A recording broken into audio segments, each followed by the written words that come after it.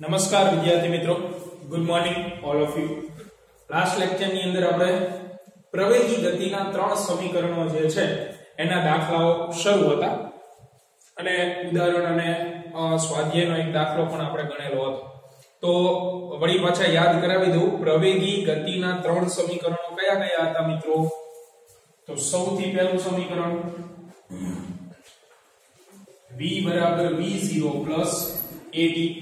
v એટલે અંતિમ વેગ, v0 એટલે પ્રારંભિક વેગ, a એટલે પ્રવેગ અને t એટલે કે સમય. બીજું સમીકરણ હતું x બરાબર v0t પ્લસ 1/2 at². x સ્થાનાંતર દર્શાવે, v0 પ્રારંભિક વેગ દર્શાવે, t સમય દર્શાવે, a પ્રવેગ દર્શાવે અને t પાછું સમય દર્શાવે. ત્રીજું સમીકરણ આપણે મેળવ્યું હતું v² v0² = 2ax. તો આ ત્રણ સમીકરણો તમારે ક્યારે વાપરવાના પ્રશ્નમાં? તો જ્યારે વેગ બદલતો આપ્યો હોય ત્યારે. અથવા તમે કહી શકો કે વેગ બદલાય એટલે શું ઉત્પન્ન થતું હોય? પ્રવેગ અથવા પ્રતિપ્રવેગ.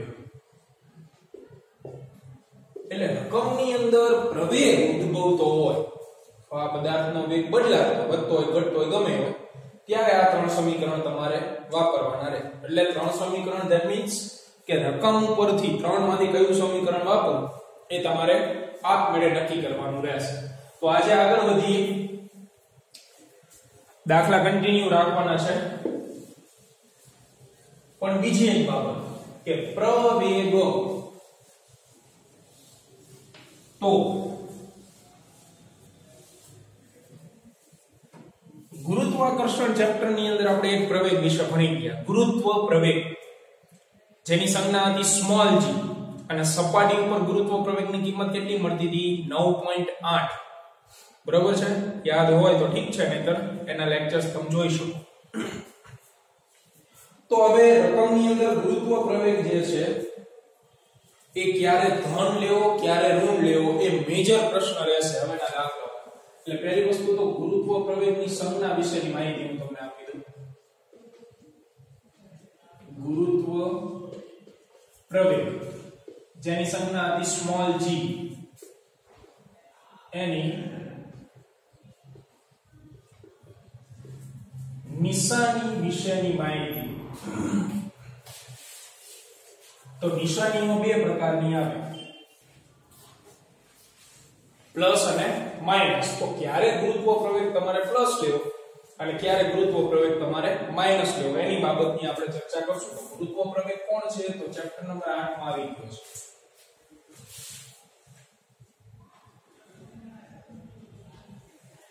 બરોબર?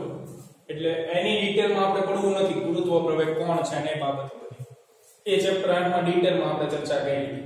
આપણો મૂળ મુદ્દો પ્રવેગ વિશેનો છે. તો પદાર્થ જ્યારે શિરોલંબ દિશામાં ગતિ કરતો, શિરોલંબ એટલે કે ઊભી દિશામાં, તો ઊભી દિશામાં બે પ્રકારની ગતિ થાય. કાં તો પદાર્થને ઉપર તરફ ફેંકી શકો અથવા પદાર્થને ઉપરથી તમે નીચે તરફ મૂકી શકો. તો ત્યારે તમારે પ્રવેગ a ની જગ્યાએ કયો પ્રવેગ લેવાનો? ગુરુત્વ પ્રવેગ લેવાનો. તો પહેલી અને મહત્વની બાબત કે જ્યારે રકમમાં પદાર્થ જે છે એ શિરોલંબ દિશામાં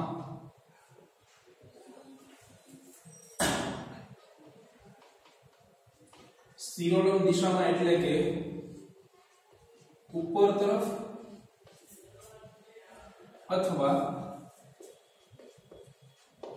નીચે તરફ ગતિ કરતો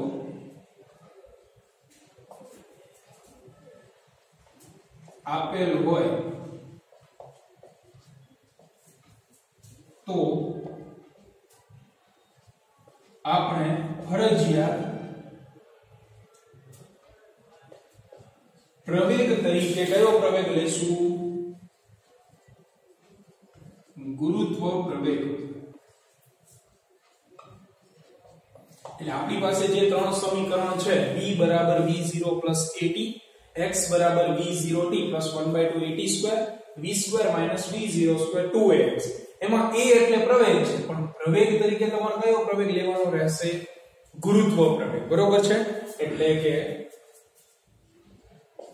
જે આપણે સૂત્રની અંદર a મૂકીએ છીએ એ a ની જગ્યાએ શું લેવાનું થાય g ક્યારે એ લેવાનું થશે તમારે તો રકમની અંદર પદાર્થ શિરોલંબ દિશામાં ગતિ કરતો હોય એટલે કાં તો ઉપર જતો હોય અથવા નીચે જતો તો ત્યારે આપણે ગુરુત્વ પ્રવેગ લેવાનો રહેશે અને ગુરુત્વ પ્રવેગનું મૂલ્ય તમે સૌ જાણો છો = 9.8 મીટર પ્રતિ સેકન્ડ સ્ક્વેર હોય તો અમુક દાખલામાં તમને રકમની અંદર જ આપેલું હશે કે ગુરુત્વ પ્રવેગ 9.8 લો અથવા અમુક દાખલામાં આવું પણ આપેલું હશે કે 9.8 ની જગ્યાએ નિયરલી ઇક્વલ ટુ શું લખાય 10 લખાય 10 મીટર પ્રતિ સેકન્ડ સ્ક્વેર બેમાંથી ગમે એ તમે લઈ શકો રકમમાં જ આપેલું છે ક્યારે 9.8 ક્યારે 10 લેવું તો મૂલ્યની કોઈ ચિંતા નથી આપણો મૂળ પ્રશ્ન આ છે કે ક્યારે તમારે ગુરુત્વ પ્રવેગ ધન લેવાનો અને ક્યારે તમારે ગુરુત્વ પ્રવેગ જે છે એ ઋણ લેવાનો તો ધ્યાનથી એને સમજી લો દાખલાઓ આગળ જેટલા આવશે એમાં આ બાબતની ચર્ચા આવશે કે પ્રશ્ન થશે કે ક્યારે તમારે ધન લેવું અને ક્યારે ઋણ લેવું તો પહેલી તો આ બાબત તમારા મગજમાં ફિટ રહેવી જોઈએ કે પદાર્થ સીધી રેખામાં ગતિ કરતો બરોબર એટલે કે x અક્ષ ઉપર તો આ પ્રશ્ન આ જે બાબત છે એનો ઉપયોગ જ નહીં થાય પણ શિરોલંબ દિશામાં ગતિ કરતો હોય તો ગુરુત્વ પ્રવેગ આવશે હવે આના બે કિસ્સાઓ કે જો તમે પદાર્થને ઉપર તરફ ફેંકો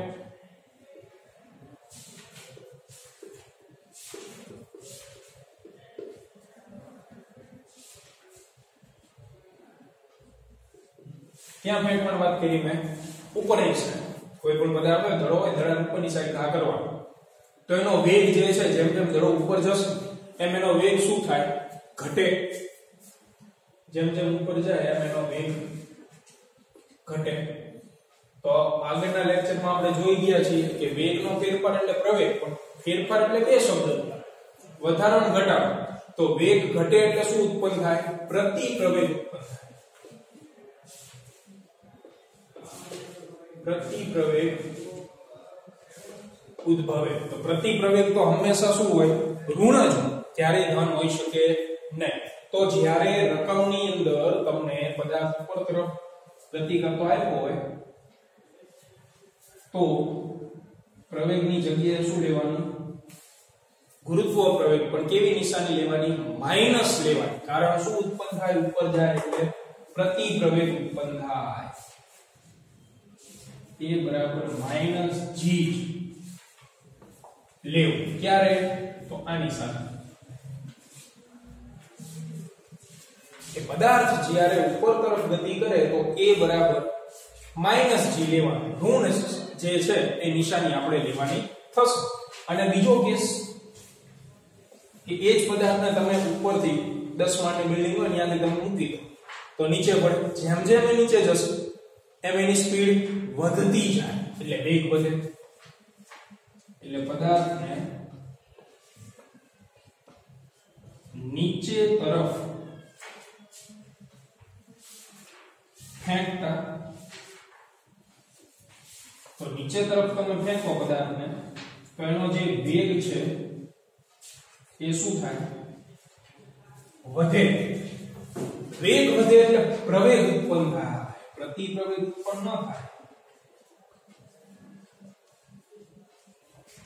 તો પ્રવેગ આપણે કેવો લેવાનો ધન લેવાનો કારણ તો વેગનો વધારો છે વધારો તો તમારે પ્લસ નિશાની વડે દર્શાવવો પડે એટલે a = +g ફરજિયાત આજ તમારે લેવાનું થશે ક્યારની વાત કરું છું તમે પદાર્થને નીચે તરફ ફેંકો ત્યારે તો હવે આપણે દાખલો જોઈએ તો હવે એક વસ્તુ મગજની અંદર ફિટ કરી લો તમે કે પદાર્થ જ્યારે ઉપર અથવા નીચે ગતિ કરતો હશે તો જે ત્રણ સમીકરણ મેં તમને કીધા છે પ્રવેગી ગતિના એની અંદર પહેલી વસ્તુ તો હું g લઈશ a નહીં લઉં બીજી બાબત કે જો પદાર્થ ઉપર તરફ ગતિ કરે તો હું માઈનસ g લઈશ, જો એ જ પદાર્થ નીચે તરફ ગતિ કરે તો પ્લસ g લઈશ. આ રકમની અંદર નહીં આપેલું હોય તમને કે ક્યારે પ્લસ લેવાનું ક્યારે માઈનસ લેવાનું, એટલે આપણે અલગથી શીખવાડીએ. બરોબર છે? તો આને તમારે વ્યવસ્થિત રીતે યાદ રાખીએ. ચલો આગળ વધીએ. દાખલા નંબર ઉદાહરણ નંબર 3.4. એની રકમ દરેક વિદ્યાર્થીઓ વાંચે. ઉદાહરણ નંબર 3.4. 3.4 નંબરની રકમ ધ્યાનથી જુઓ. ચલો એને આપણે વ્યવસ્થિત રીતે કેલ્ક્યુલેટ કરીએ. તો 3 માર્ક અથવા 4 માર્કમાં પૂછાય એવું ઉદાહરણ છે અને ડેફિનેટલી થોડું લેન્ધી છે, મોટું એક્ઝામ્પલ છે, પણ સહેલું પણ છે. તો આપણે સ્ટેપ વાઇઝ વિચારતા જઈશું અને સોલ્યુશન મેળવતા જઈએ.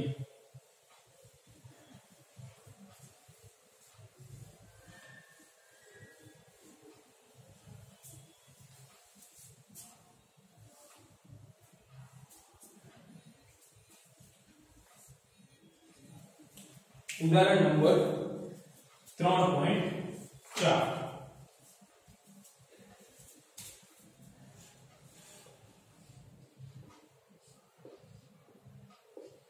that is also most IMP example 3 અને 4 માર્ક માટે. તો રકમ જુઓ. રકમની અંદર કીધેલું છે કે એક બહુમાળી મકાનના ટોચ ઉપરથી એક દડાને શિરોલંબ ઉધ્વ દિશામાં 20 મીટર પ્રતિ સેકન્ડની ઝડપથી ફેંકવામાં આવે છે. આપણે આકૃતિ બનાવીએ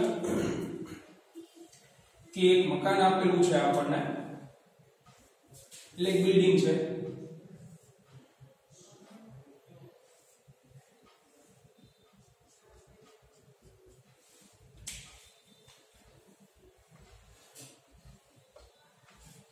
આ મકાન છે.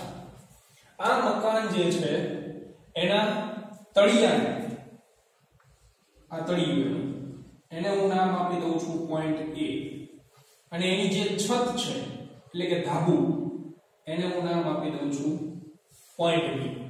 તો તમારે જે બોલ છે એનો ભાગ ક્યાંથી કરવાનો છે? મકાનની ટોચ ઉપરથી. એટલે અહીંયાથી તમે બોલને ઉપર તરફ ફેંકો છો. કેટલી ઝડપથી? 20 મીટર પ્રતિ સેકન્ડની ઝડપથી. એટલે અહીંયાથી આપણે બોલનો ઉપર તરફ ઘા કરીએ છીએ. તો એની પ્રારંભિક ઝડપ જે છે એ v0 વડે આપણે દર્શાવીએ. બરોબર છે? એટલે અહીંયા એ બાબતો આપણે લખતા જઈએ કે મકાનની છત પરથી બોલ ઉધ્વ તરફ ફેંકવામાં આવે તો એની જે પ્રારંભિક ઝડપ છે એ તમે લખી શકો 20 મીટર પ્રતિ સેકન્ડ, જે રકમની અંદર આપેલી છે. બીજું કે દડો જે છે એ જે બિંદુએથી ફેંકવામાં આવે છે તેની જમીનથી ઊંચાઈ 25 મીટર છે એવું રકમમાં કીધું. તો દડો કયા બિંદુએથી ફેંકવામાં આવી રહ્યો છે?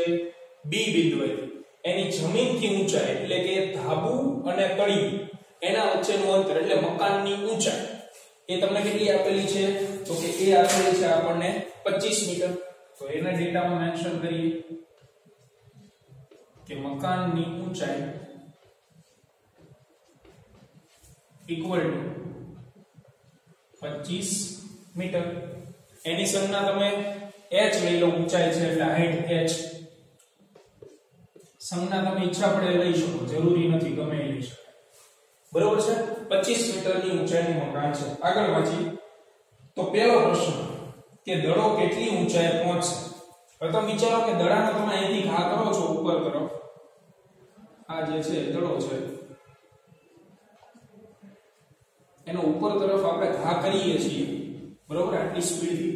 તો મેં હમણાં કીધું એમ કે કોઈ પણ પદાર્થનો તમે ઉપર તરફ ઘા કરો તો જેમ જેમ એ ઉપર જતો જાય એમ એનો વેગ ઘટતો જાય અને એક સમયે વેગ શૂન્ય થઈ જાય. વેગ જ્યારે શૂન્ય થઈ જાય પછી ત્યાંથી એ રિવર્સ ગતિ ચાલુ કરે એટલે નીચે પડવાની શરૂઆત કરે. તમે બોલપેન અત્યારે હાથમાં પકડી બેઠા હોય તેનો ઉપર ઘા કરો, અમુક અંતરે બોલપેન જતી રહે, પછી સેકન્ડના 10મા ભાગ માટે એટલે બહુ જ સૂક્ષ્મ સમય માટે એ પેન ત્યાં સ્થિર થઈ જશે અને ત્યાંથી એ પેન જે છે એ વળી પાછી નીચે પડવાની શરૂઆત થાય. તો એવી જ કંઈક બાબત છે અહીંયા કે બોલને તમે ધાબા ઉપરથી ફેંકો છો એટલે કે બી પોઈન્ટ પાસેથી ફેંકો છો, બરોબર છે. તો બી પોઈન્ટ થી હું એને ફેંકું, મકાનની ઊંચાઈ જે છે એની બે સંજ્ઞા લઈ શકાય, એ બી પણ કહી શકાય એને equal to h equal to 25 metre. તો તમે એને અહીંયાથી ફેંકશો તો જેમ જેમ એ ઉપર જશે એમ એનો વેગ ઘટતો જશે. તો પહેલો પ્રશ્ન તમને પૂછ્યો છે કે જે દડો છે અથવા તો જે બોલ છે એ કેટલી મહત્તમ ઊંચાઈ સુધી જાય.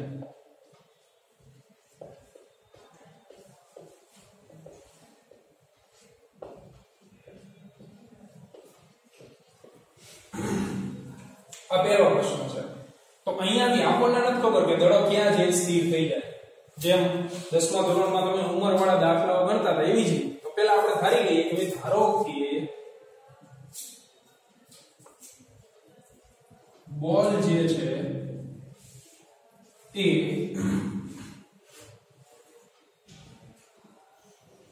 છતથી અથવા તો મકાનનું જે આવડી છત એટલે કે બી પોઈન્ટ છે ત્યાંથી અમુક અંતરે જઈ એનો વેગ શૂન્ય થઈ જાય છે. એટલે ધારો કે એ પોઈન્ટને હું નામ આપી દઉં છું પોઈન્ટ સી. અહીંયાથી જ્યારે મેં એનો ભાગ કર્યો ત્યારે એનો વેગ હતો v0. જ્યારે એ સી બિંદુએ પહોંચશે તો સી બિંદુ પાસે થોડાક સમય માટે સ્થિર થઈ જશે એટલે એનો વેગ ગણાય 0. અને પછી અહીંયાથી કેવી ગતિ ચાલુ કરશે? નીચે તરફ. તો આ અંતર જે છે b થી c વચ્ચેનું એ અંતર જે છે એ આપણે ધારી લઈએ. અહીંયા હું c પોઈન્ટ નામ આપી દઉં છું અને તો આ જે અંતર રહ્યું એ અંતર ધારો કે આપણે લઈ લઈએ x. સંજ્ઞા મેં કીધું એમ ગમે લઈ શકાય. આપણને નથી ખબર કે દડો કેટલું અંતર કાપીને સ્થિર થશે, કારણ કે જ્યારે દડો સ્થિર થશે ત્યારે મહત્તમ ઊંચાઈ હશે અને પછી નીચે પડવાની શરૂઆત કરશે. એટલે કે ધારો કે બોલ જે છે એ b થી c સુધી પહોંચે, કેમ કે ઉપર તરફ જાય છે એટલે વેગ ઘટવાનો છે. એટલે બોલ જ્યારે c બિંદુએ પહોંચે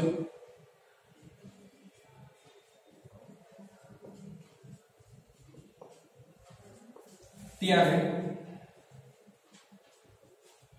તેનો વેગ જે છે એ શૂન્ય થાય છે. કોઈ પણ પદાર્થને તમે ઉપર તરફ ઘા કરો તો જે જગ્યાએ એનો વેગ શૂન્ય થાય ને એ એની મહત્તમ ઊંચાઈ. પછી ત્યાંથી એ પદાર્થ કઈ બાજુ ગતિ ચાલુ કરે? નીચે તરફ. તો ઊંચાઈ પાછી શું થાય? ઘટતી જશે, બરોબર? એટલે વેગ શૂન્ય થાય છે એટલે મહત્તમ ઊંચાઈ તમે જે છે એ બોલની ગણી શકો. ક્યાંથી ઘા કરવામાં આવે છે બોલનો? બી બિંદુ. ક્યાં જે અટકી જાય છે? સી બિંદુ પાસે. એટલે મહત્તમ ઊંચાઈ તમે ગણી શકો BC, જે કોણે પ્રાપ્ત કરેલી હશે? બોલે. તો આપણે આ BC એનું મૂલ્ય મેળવવાનું છે કે બોલ જે છે એ કેટલી ઊંચાઈએ જશે. ચાલો, BC નું મૂલ્ય મારે મેળવવું છે અને BC ને મેં સંજ્ઞા તરીકે શું લીધેલું છે? x. આનું મૂલ્ય આપણે મેળવવું છે. તો તમે માત્ર આ બિંદુ ઉપર ધ્યાન આપો, B અને C. એટલા ભાગની જ આપણે ચર્ચા કરવી છે. તો હવે વેગ ઘટે છે એટલે પ્રતિપ્રવેગ ઉત્પન્ન થશે. તો શિરોલંબ દિશાની ગતિ હોવાથી પહેલા તો ત્રણ સમીકરણ આપણી પાસે છે. એ ત્રણમાંથી કયું સમીકરણ વાપરી શકાય? તો રકમની અંદર ક્યાંય તમને સમય દેખાય છે? t. સમય t નું મૂલ્ય આપેલું છે? નથી આપેલું. તો પહેલા બે સમીકરણ તો સીધા નિષ્કાનાભૂત થઈ જાય, કારણ તો આપણી પાસે પ્રવેગી ગતિના ત્રણ સમીકરણો છે. બારે ઘડીએ હું આ યાદ કરાવું છું, ધ્યાન રાખજો.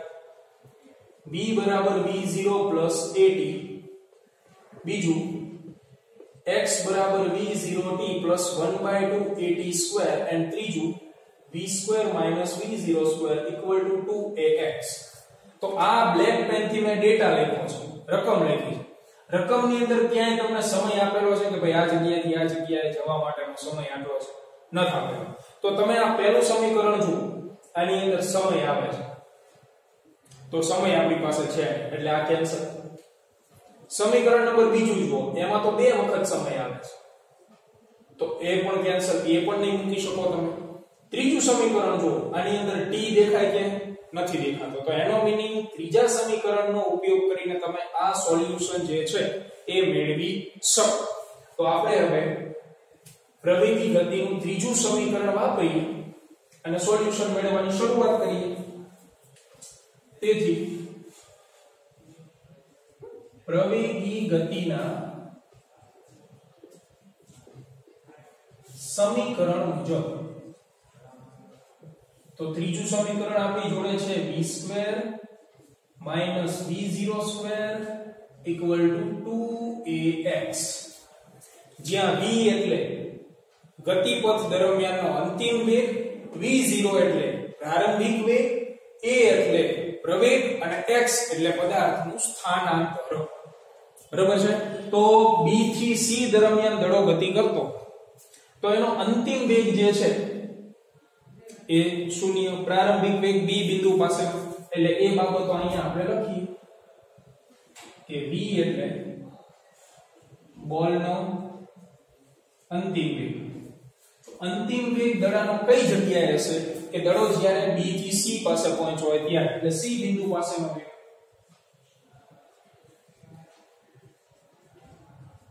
તો c બિંદુ પાસે તો વેગ જે છે એ દડાનો 0 થઈ જાય છે. v0 એટલે દડાનો પ્રારંભિક વેગ. તો પ્રારંભિક વેગ એટલે ગતિની શરૂઆત કયા બિંદુથી થઈ રહી છે? b બિંદુ. તો b બિંદુ પાસે વેગ, તો b બિંદુ પાસે જે છે વેગ કેટલો છે બોલનો? અહીંયાથી જ્યારે ગતિની શરૂઆત કરે ત્યારે 20 મીટર પ્રતિ સેકન્ડ. આગળ બગડો એમ નામ રાખવાનો, a એટલે પ્રવેગ. પણ મેં હમણાં જ તમને ભણાવ્યું કે જ્યારે ઉપર અથવા નીચે તરફ ગતિ થતી હોય, એટલે કે શિરોડમ દિશામાં ગતિ થતી હોય, તો a ની જગ્યાએ આપણે લેવાનું છે ગુરુત્વ પ્રવેગ, એટલે કે g. જે રકમમાં તમને છેલ્લે કિંમત આપી છે, રકમ પૂરી થાય ત્યાં g બરાબર 10 મીટર પ્રતિ સેકન્ડ સ્ક્વેર લો. પણ એ 10 તમારે ધન લેવાનું કે ઋણ, એ આ દાખલાનો ટર્નિંગ પોઈન્ટ છે. જો તમને એ નિશાનીની અંદર ભૂલ થઈ જાય તો આખો દાખલો ખોટો પડે. તો પદાર્થ કઈ બાજુ જઈ રહ્યો છે? ઉધ્વ તરફ. તો હમણાં જ મેં સમજાવ્યું, ઉધ્વ તરફ જાય તો વેગ ઘટે, વેગ ઘટે તો પ્રતિપ્રવેગ ઉત્પન્ન થાય, અને પ્રતિપ્રવેગ જે છે એ ઋણ હોય, એટલે એ બરાબર -g લેવાનું છે, એટલે કે -10 મીટર પ્રતિ સેકન્ડ સ્ક્વેર. કારણ તો કે ઉધ્વ તરફ ગતિ છે. બરોબર છે? તો આ રેડ પેન થી અમથું નથી લખ્યું, દાખલાનો ટર્નિંગ પોઈન્ટ ઈ છે. બાકી બધી બાબતો તો આપેલી હશે, પણ ક્યારે પ્લસ લેવું ક્યારે માઈનસ લેવું એ નહીં આપેલું હોય તમને. બરોબર? ચાલો, x ની કિંમત, તો x ની કિંમત તો આપણે ગોતવાની છે. મૂકી દો કિંમતો એની અંદર. તેથી v² એટલે 0 નો વર્ગ માઈનસ v02 એટલે 20 નો વર્ગ ઇક્વલ ટુ 2 a ની જગ્યાએ -10 ઇન્ટુ x. તેથી આ મળશે -400 ઇક્વલ ટુ -20x. તો x ની કિંમત આપણને મળશે,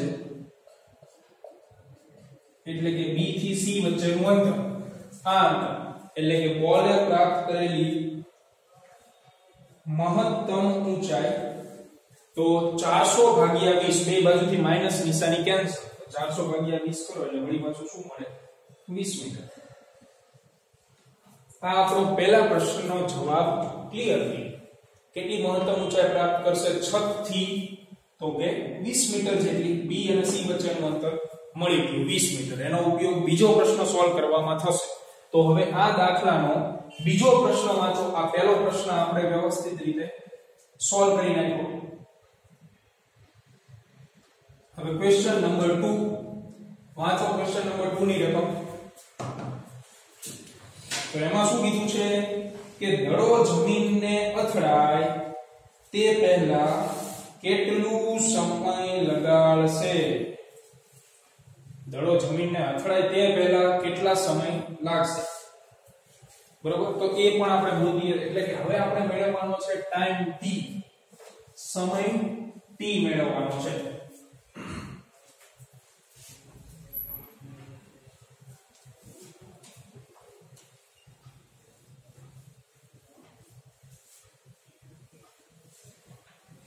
તો એના માટે પણ પ્રવેગી ગતિના સમીકરણોનો જ ઉપયોગ કરવાનો છે.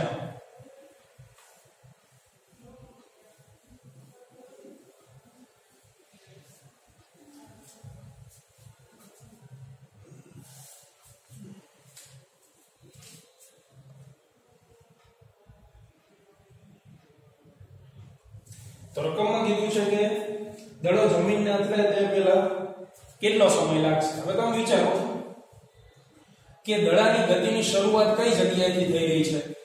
બી બિંદુથી. એટલે બી બિંદુથી દડો જે છે સી બિંદુ સુધી જાય છે, ત્યાં એનો વેગ થઈ જાય છે 0.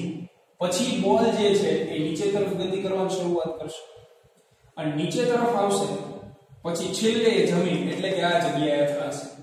તો આની અંદર બે પ્રકારની ગતિ થઈ કે જ્યારે દડો B થી C સુધી જાય એટલે ઉધ્વ દિશામાં ગતિ કરે, અને દડો જ્યારે C થી નીચે તરફ A સુધી આવે એટલે કે જમીન સુધી આવે તો નીચે એટલે કે નીચે તરફ ગતિ થશે.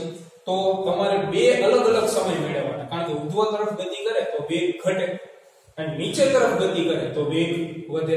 એટલે બે જગ્યાએ સરખા સમય નહીં મળે, અલગ અલગ સમય મળશે. બરોબર છે? તો આપણે આના બે કટકા કરી નાખીએ કે દડાની ગતિ આ રીતની થઈ રહી છે. જુઓ કે દડો અહીંયાથી ઉપર ગયો ફાઇનલી આ જગ્યાએ એનો વેગ શું થઈ ગયો? 0. તો પહેલો ભાગ B થી C એટલે કે આ જગ્યાએથી આ જગ્યાએ જવા માટે લાગતો સમય, જેને આપણે નામ આપી દઈશું ટાઈમ 1, એટલે કે T1. પછી અહીંયા દડો પહોંચે પછી નીચે તરફ એની ગતિ શરૂ થઈ રહી છે અને નીચે તરફ એ આવશે અને ફાઇનલી આ જગ્યાએ અડે, જમીન અડે. તો C થી વળી પાછો A બિંદુ સુધી આવવા માટે લાગતો સમય એને આપણે નામ આપી દઈશું ટાઈમ 2. ધારો કે અહીંયાથી અહીંયા જવા માટે 2 મિનિટ લાગે છે અને અહીંયાથી અહીંયા આવવા માટે 5 મિનિટ લાગે છે. તો જમીનને દડો ક્યારે અડ્યો? ટોટલ 2 + 5 એટલે કે 7 મિનિટ પછી, કારણ કે બોલનું પ્રારંભિક સ્થાન છત ઉપર છે, જમીન ઉપર નથી. બરોબર છે? એટલે અહીંયાથી દડો ઉપર જાય, અહીંયાથી વળી પાછો નીચે આવે, એટલે બે ટાઈમ જે છે અલગ અલગ એ આપણે મેળવવાનો અને બંનેનો આપણે શું કરી નાખવાનો? સરવાળો કરી નાખવાનો રહેશે. તો પ્રશ્ન આ રીતનો પૂછેલો છે કે બોલ જમીનને સ્પર્શે તે માટે લાગતો સમય કેટલો? આ પ્રશ્ન છે આપણો. તો એના હું બે કટકા કરી નાખું કે જ્યારે દડો B થી C સુધી જાય એ દરમિયાનનો સમય, B થી C સુધી જવા માટેનો સમય એટલે કે ટાઈમ 1, અને આપણે T1 નામ આપેલું છે, પ્લસ અહીંયાથી દડો વળી પાછો નીચેની ગતિ ચાલુ કરશે એટલે C થી આ પોઈન્ટ થી દડો વળી પાછો A બિંદુ સુધી આવે એટલે C થી છેક A સુધી જવા માટે લાગતો સમય, જેને આપણે કહી દઈએ time 2, and that is equation number 1. એટલે આપણે હવે ટાઈમ 1 મેળવશું, ટાઈમ 2 મેળવશું, પછી સમીકરણ 1 માં કિંમત મૂકવા એટલે પ્રશ્ન સોલ્વ થઈ જાય. તો વળી પાછી આપણે પ્રવેગી ગતિના 3 સમીકરણોમાંથી એક સમીકરણ સિલેક્ટ કરવાનું રહેશે. તો હવે ત્રીજું સમીકરણ નીકળી જાય કારણ કે સમય ગોતવા નીકળ્યા છીએ તો આપણી પાસે મિત્રો ત્રણ સમીકરણો છે b બરાબર v0 plus at x બરાબર v0t 1/2 at square v square minus v0 square equal to 2ax તો તમે સમય ગોતવા નીકળ્યા છો એટલે આ સમીકરણ તો સાવ કેન્સલ કારણ તો અંદર t વાળું પદ છે જ નહીં પ્રશ્ન રે આ બંનેમાંથી કયું સમીકરણ વાપરો તો તમે જો આ સમીકરણ વાપરો તોય તમને જવાબ મળે પણ આની અંદર સમય બે વખત છે એટલે થોડોક લેન્ધી બની જશે એટલા માટે આપણે સરળ બને એવું સમીકરણ સિલેક્ટ કરીએ તો આની અંદર બે જે સમય છે એની જગ્યાએ આપણે એક સમય વાળું સમીકરણ લઈએ એટલે કેવું એમાં એક જ વખત ટાઈમ આવે છે આ બરાબર જે અનનોન એટલે આપણે પહેલા b થી c માટેના સમયની વાત કરીએ bc ભાગ માટેની ગણતરી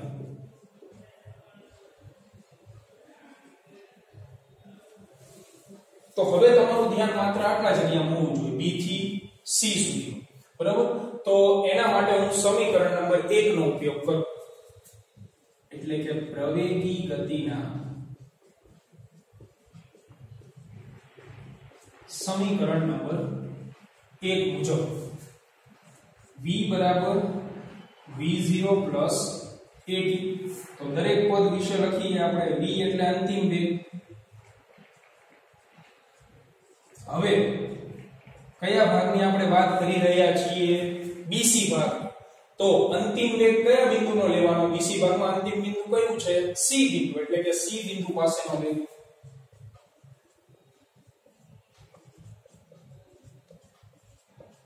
જે કેટલો છે 0 મીટર પ્રતિ સેકન્ડ v0 એટલે કે પ્રારંભિક વેગ તો પ્રારંભિક વેગ કયા બિંદુ પાસેનો b બિંદુ પાસેનો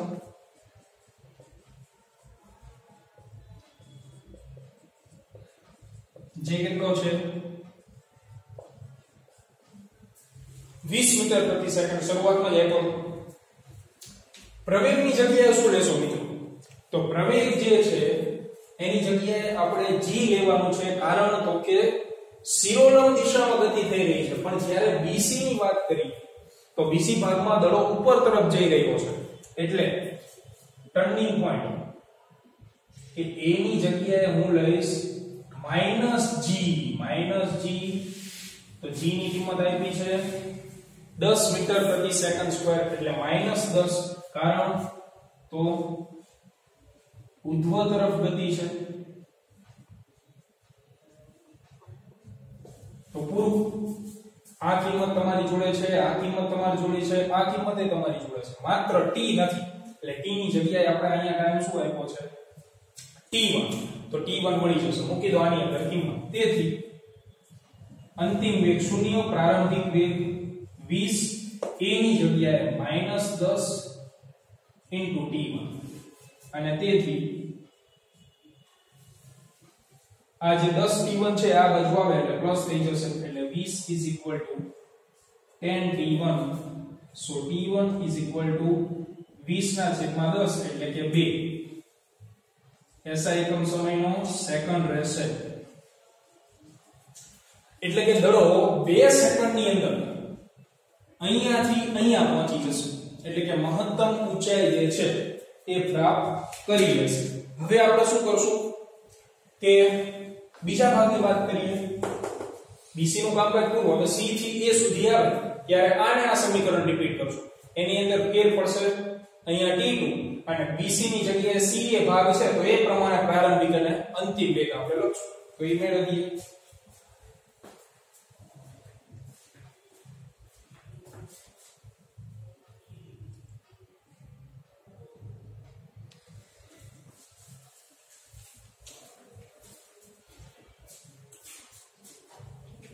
તેથી હવે આ સમય મળી ગયો મને 2 સેકન્ડ આની વાત કરીએ t2 તો c થી a સુધી એટલે c એ ભાગ માટે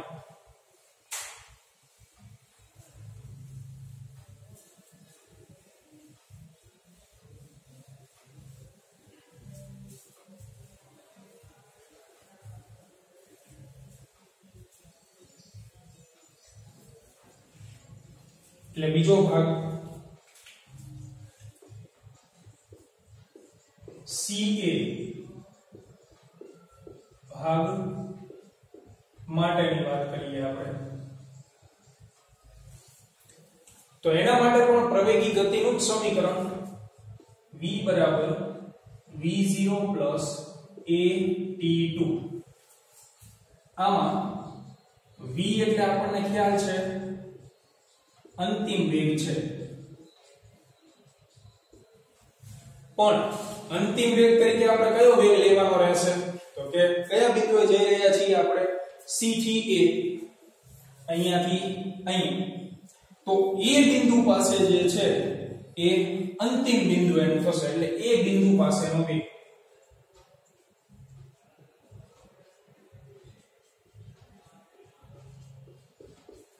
બરાબર એટલે છે એ બિંદુ પાસે એ પહોંચતો હોય ત્યારનો વેગ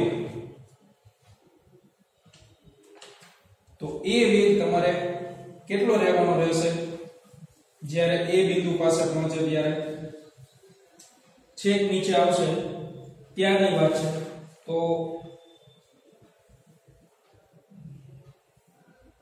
એ વેગ તમારે મેળવવા જવો પડે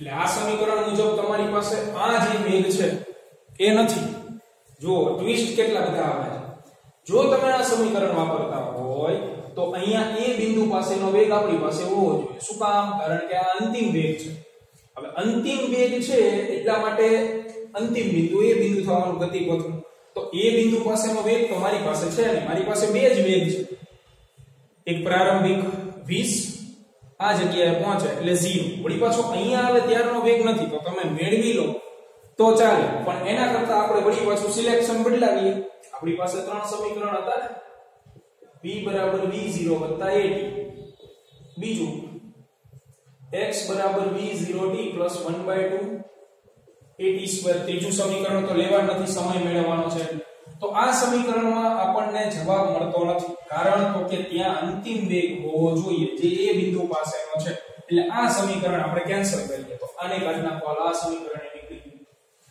જ્યારે તમારે આવી કઈ ચિંતા થાય એટલે સમીકરણ પર ધ્યાન આપવાનું તો આનો ઉપયોગ કરી જોઈએ જો આનાથી સોલ્યુશન ન થાય તો પછી આપણે એ બિંદુ પાસેનો વેગ મેળવવા જવું પડશે એટલે આપણે હવે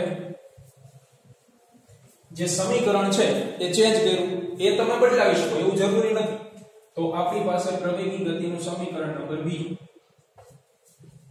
પ્રવેગી ગતિના સમીકરણ મુજબ x બરાબર v0t plus 1/2 at2 t ની જગ્યાએ શું આવશે તો કે t2 અને અહીંયા આપણે દરેક પદની માહિતી જોતા જઈએ તો x એટલે કેટલો ભાગ છે તો એ આપણે હમણાં જ નામ આપ્યું હતું c થી a વચ્ચેનો ભાગ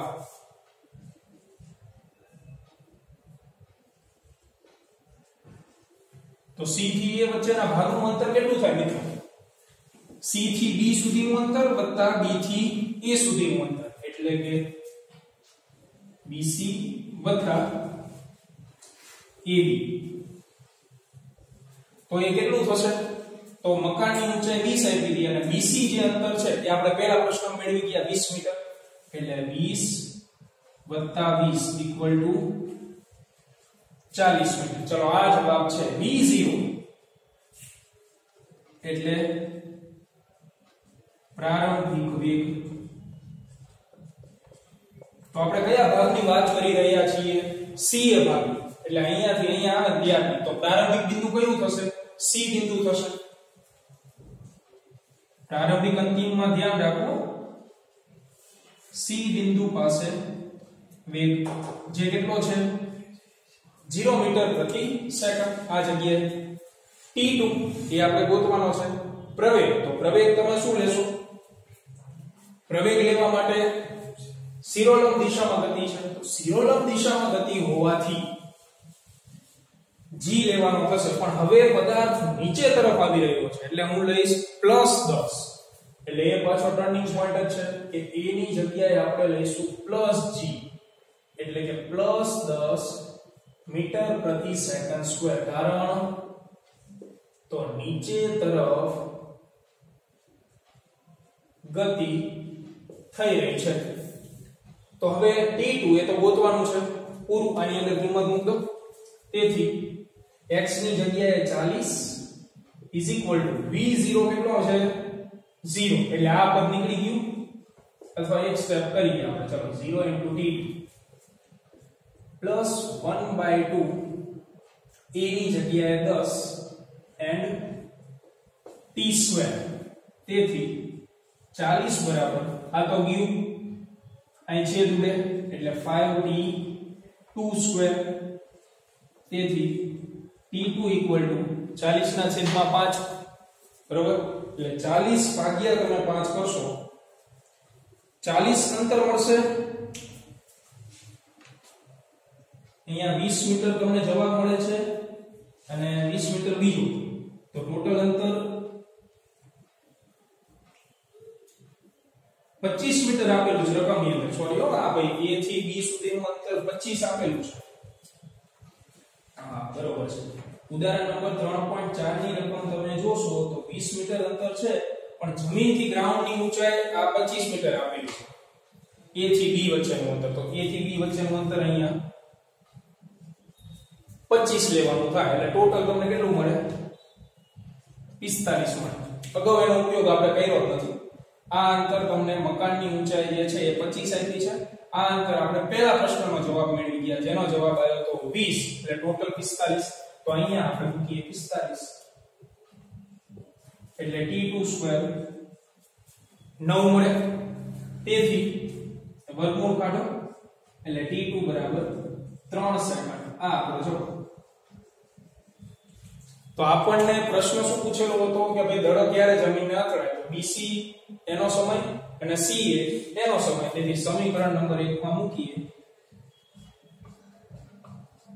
એટલે કુલ સમય મળે. તેથી T = T1 + T2. T1 હતું 2 અને T2 3. તો ટોટલ સમય એટલે કે દડાનો તમે છત ઉપરથી ઉપર તરફ ઘા કરો તો જ્યારે જમીનને અથડે ત્યારે કુલ સમય કેટલો લાગેલો હોય 5 સેકન્ડ જેટલો સમય લાગશે. તો આ આપણો દાખલો જે છે એ અહીંયા સંપૂર્ણ રીતે પૂર્ણ જાહેર થશે. બરોબર છે. બીજી એક વસ્તુ કે જ્યારે ચોપડીના દાખલા ગણો તો મોઢે ગણવાની ટ્રાય કરો કારણ કે બુક 12 ના દાખલાઓ ક્યારે પૂછાતા છે નહીં. બરોબર છે. હજી આપણે નેક્સ્ટ લેક્ચરની અંદર એક બે એક્ઝામ્પલ છે એ જોશું અને નાનકડી એવી થિયરીઓ જે છે એ પૂર્ણ કરીને આગળ નવા ટોપિક તરફ આગળ વધીશું. બરોબર. તો મળીએ આવતા લેક્ચરની અંદર.